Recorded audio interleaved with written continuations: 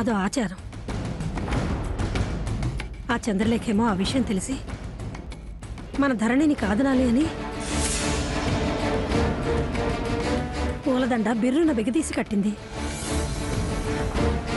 ఆ దండలో పూలు ధరణి పట్టుకెళ్ళిన శుభలేఖ మీద ఎలా పడతాయే? పడకపోతే అప్సెకునో అని పెళ్లి క్యాన్సిల్ అంటే ఏం చేస్తాం? పువ్వులు పడ్డా పడకపోయినా బావగారు అక్క చేయి వదలరమ్మా. అక్కడ దేవుడు పాదాల దగ్గర శుభలేఖను పెడతారు, ఆ పూలదండని తాకిస్తారు. దేవుడు దీవించాడని పూజారి గారు చెప్తారు, ఆశీర్వాదం తీసుకొని వస్తారు.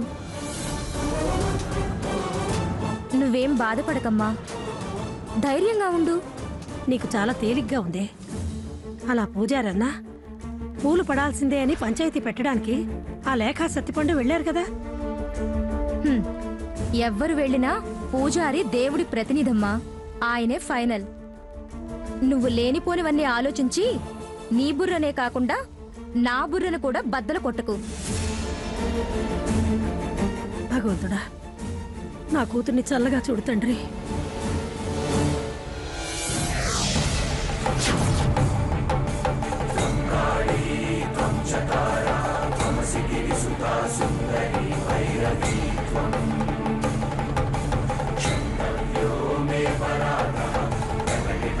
మే